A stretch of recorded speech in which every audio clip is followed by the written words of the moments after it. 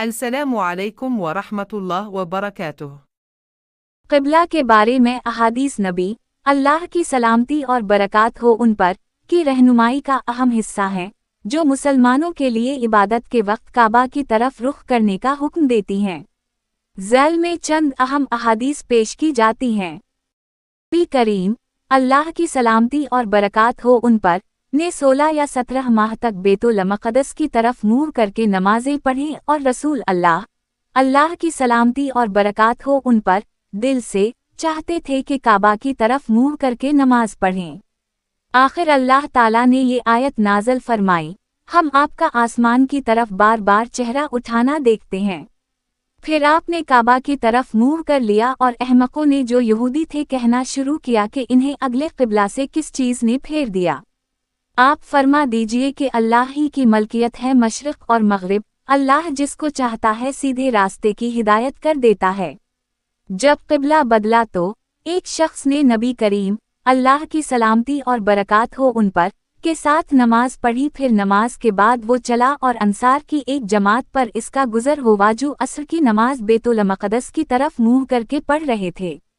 اس شخص نے کہا کہ میں گواہی دیتا ہوں کہ میں نے نبی کریم اللہ کی سلامتی اور برکات ہو ان پر کے ساتھ وہ نماز پڑھی ہے جس میں آپ نے موجودہ قبلہ کعبہ کی طرف منہ کر کے نماز پڑھی ہے۔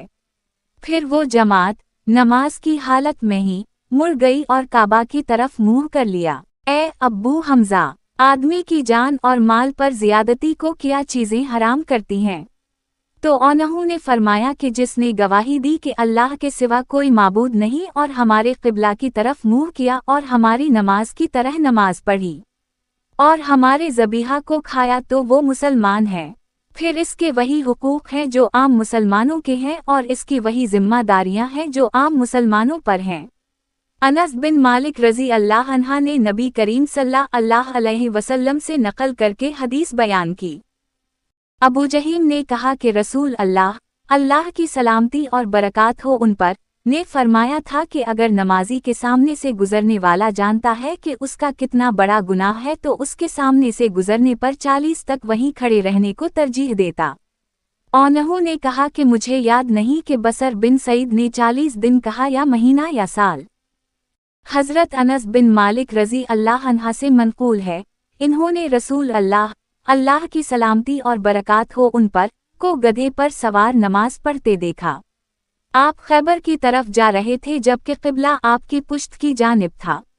اس حدیث سے معلوم ہوتا ہے کہ نفل نماز میں سفر کے دوران اگر سواری پر ہوں تو قبلہ رخ ہونا ضروری نہیں ہے۔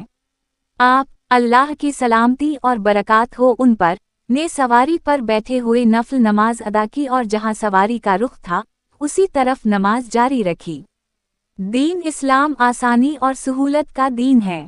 سفر کے دوران سختی کو ختم کرنے کے لیے ایسی رعایت دی گئی ہے تاکہ عبادت کو ترک نہ کرنا پڑے۔ یاد رہے کہ فرض نماز کے لیے قبلہ رخ ہونا ضروری ہے، چاہے وہ حالت سفر میں ہو یا قیام میں۔ تاہم نفل نماز کے لیے یہ سہولت دی گئی ہے۔ یہ حدیث اسلام کی وسعت اور سہولت پسندی کو اجاگر کرتی ہے، خاص طور پر سفر یا مشکل حالات میں۔